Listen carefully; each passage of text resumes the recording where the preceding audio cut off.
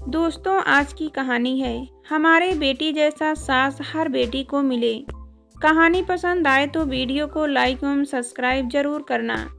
अस्पताल में शांत वातावरण में वह न जाने कब तक सोती रहती अगर नर्स की मधुर आवाज़ कानों में ना गूंजती। मैडम जी, ब्रश कर लो, चाय लाई हूँ। वह ब्रश करने को उठी तो उसे हल्का सा चक्कर आ गया। अरे अरे मैडम जी, आपको बेड से उतरने की ज़रूरत नहीं, यहाँ बैठे बैठे ही ब्रश कर लीजिए। साथ लाई ट्रॉली खिसकाकर नर्स ने उसे ब्रश कराया, तौलिया से मुंह पोंछा, बेड को पीछे से ऊपर किया, सहारे से बैठाकर चाय बिस्कुट दिए। चाय पीकर वह पूरी तरह से चैतन्य हो गई। नर्स ने अखबार पकड़ाते हुए कहा, किसी चीज की जरूरत हो तो बेड के साथ लगा बटन दबा दीजिएगा, मैं आ जाऊंगी। 50 वर्ष की उसकी जिंदगी के ये सबसे सुखद क्षण थे। इतने इत्मीनान से सुबह की चाय पीकर अखबार पढ़ना उसे एक सपना सा लग रहा था। जब तक अखबार खत्म हुआ, नर्स नाश्ता व दूध लेकर हाजिर हो गई। साथ ही वह कोई दवा भी खिला गई। उसके बाद वह फिर सो गई और तब उठी जब नर्स उसे खाना खाने के लिए जगाने आई। खाने में 2 सब्जियां, दाल, सलाद, दही, चावल, चपातियां और मिक्स फ्रूट से। घर में तो दिन भर की भागदौड़ से थकने के बाद किसी तरह एक फुल्का गले के नीचे उतरता था, लेकिन यहाँ वह सारा खाना बड़े इत्मीनान से खा गई थी। निश्चिंतता से लेटी वह सोच रही थी, काश सारी उम्र अस्पताल के इसी कमरे में गुजर जाए, कितनी शांति व सुकून है यहाँ। किंतु तभी चिंतित पति व असहाय अम्मा का चेहरा उसकी आंखों के सामने घूमने लगा। उसे अपनी सोच पर गोलिन होने लगी कि घर पर अम्मा बीमार है, 2 महीनों से वे बिस्तर पर ही हैं। 2 दिन पहले तक तो वह इन्हें हर तरह से संभालती थी। पति निश्चित भाव से अपना व्यवसाय संभाल रहे थे। अब न जाने घर की क्या हालत होगी। अम्मा उसके यानी अनु के अलावा किसी और की बात नहीं मानती थी। अम्मा चाय, दूध, जूस, नाश्ता, खाना उसी के हाथ से लेती थी।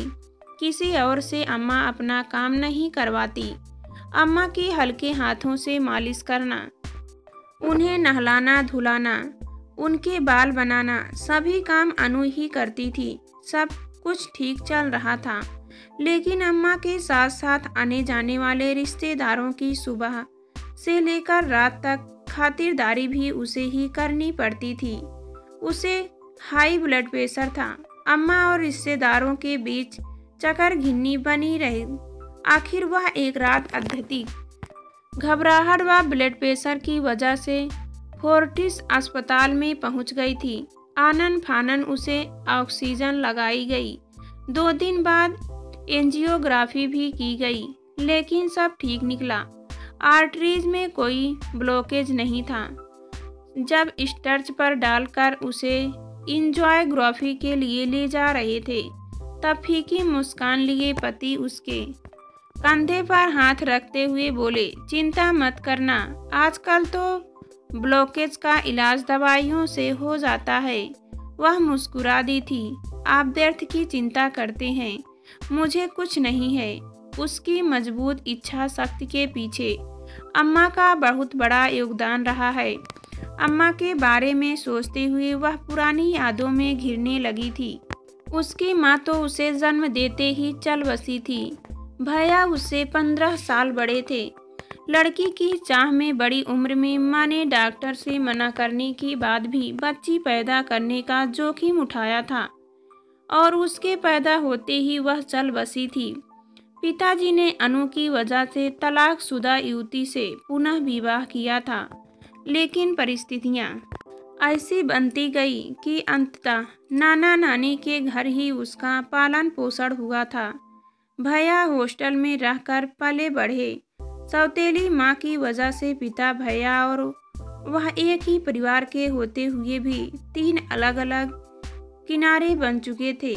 वह 12वीं की परीक्षा दे रही थी कि तभी अचानक नानी गुजर गई। नाना ने उसे अपने पास रखने में असमर्थता दिखा दी थी। दामाद जी, मैं अकेला अब अनु की देखभाल नहीं कर सकता। जवान बच्ची है, अब आप इसे अपने साथ ले जाओ। न चाहते हुए भी उसे पिता और दूसरी माँ के साथ जाना पड़ा।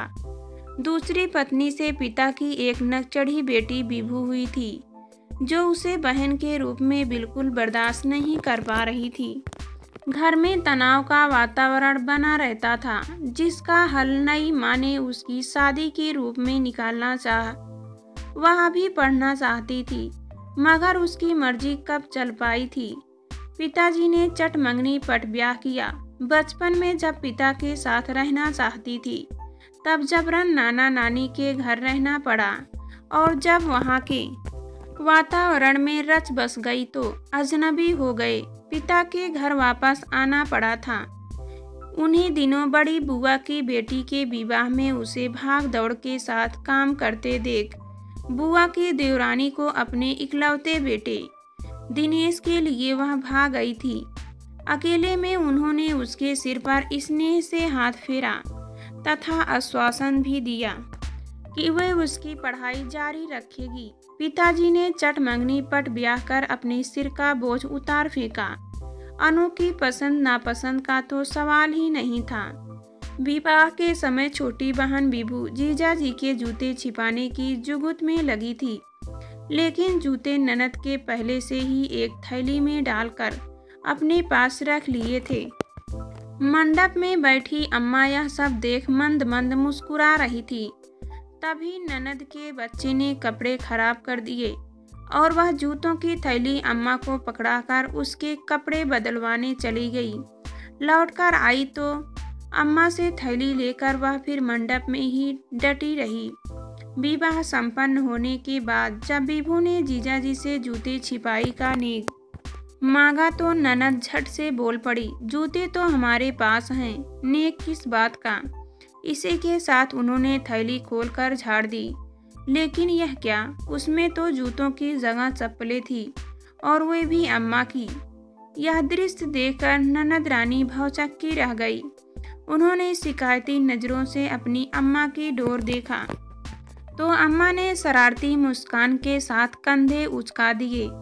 यह सब कैसे हुआ मुझे नहीं पता, लेकिन बेटा नेक तो अब देना ही पड़ेगा। तब विभू ने इठलाते हुए जूते पेश किए और जीजाजी से नेक का लिफाफा लिया। इतनी प्यारी सास पाकर अनु के साथ साथ वह उपस्थित सभी लोग भी हैरान हो उठे थे। ससुराल पहुंचते ही अनु का जोर शोर से स्वागत हुआ, लेकिन उसी रात उसके ससुर को अस्थमा का दौरा पड़ा। उन्हें अस्पताल में भर्ती करवाना पड़ा। रिश्तेदार फुसफुसाने लगे कि बहू के कदम पड़ते ही ससुर को अस्पताल में भर्ती होना पड़ा। अम्मा के कानों में जब ये शब्द पड़े तो उन्होंने दिलेरी से सबको समझा दिया कि इस बदलते मौसम में हमेशा ही बाबूजी को अस्थमा का दौरा पड़ जाता है। अक्सर उन्हें अस्पताल में भर्ती कराना पड़ता है। बहू के घर आने से इसका कोई सरोकार नहीं है। अम्मा की इस जवाबदेही पर अनु की कायल हो गई थी। विवाह के 2 दिन बाद बाबूजी अस्पताल से ठीक होकर घर आ गए थे और बहू से मीठा बनवाने की रस्म के तहत अनु ने खीर बनाई थी। खीर को ननद ने चखा तो एकदम चिल्ला दी, यह क्या भाभी, आप तो खीर में मीठा डालना ही भूल गई। इससे पहले की बात सभी रिश्तेदारों में फैलती। अम्मा ने खीर चखी और ननद को प्यार से झिड़कते हुए कहा, बिट्टू तुझे तो मीठा ज़्यादा खाने की बीमारी हो गई है, खीर में तो बिल्कुल सही मीठा डाला है। ननद को बाहर भेज अम्मा ने तुरंत खीर में चीनी डालकर उसे आंच पर चढ़ा दिया। सास के इस अपनेपन व समझदारी को देखकर अनु की आंखें नम हो गई। किसी को कानों कान खबर न हो पाई थी। अम्मा ने खीर की तारीफ में इतने पुल बांधे कि सभी रिश्तेदार भी अनु की तारीफ करने लगे थे। विवाह को 2 माह ही बीते थे कि साथ रहने वाले पति के ताऊजी हृदयाघात से चल बसे। उनके अफसोस में शामिल होने आई मेरी माँ फुसफुसा रही थी इसके पैदा होते ही इसकी माँ चल बसी। यहाँ आते ही 2 माह में ताऊ जी चल बसे। बड़ी अभागिन है ये। तब अम्मा ने चंडी का सा रूप धर लिया था। खबरदार समधन जी, मेरी बहू के लिए इस तरह की बातें की तो आप पढ़ी लिखी होकर किसी के जाने का दोष एक निर्दोष पर लगा रही है। भाई साहब हृदय रोग से पीड़ित थे, वह अपनी स्वाभाविक मौत मरे हैं। एक माँ होकर अपनी बेटी के लिए ऐसा कहना आपको शोभा नहीं देता।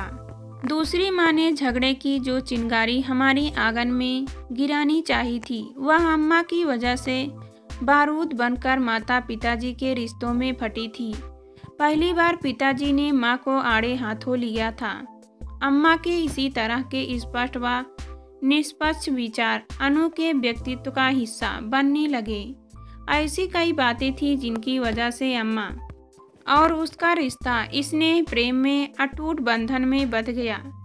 एक बहू को बेटी की तरह कॉलेज में भेजकर पढ़ाई कराना और क्या क्या नहीं किया उन्होंने। कभी लगा ही नहीं कि अम्मा ने उसे जन्म नहीं दिया या कि वे उसकी सास हैं। एक के बाद एक दूसरी पोती होने पर भी अम्मा के चेहरे पर सिकन नहीं आई। धूमधाम से दोनों पोतियों के नामकरण किए व सभी नाते रिश्तेदारों को जबरन नेक दिए। बाद में दोनों बेटियां उच्च शिक्षा लिए बाहर चली गई थी। अम्मा हर सुख दुख में छाया की तरह अनु के साथ रही।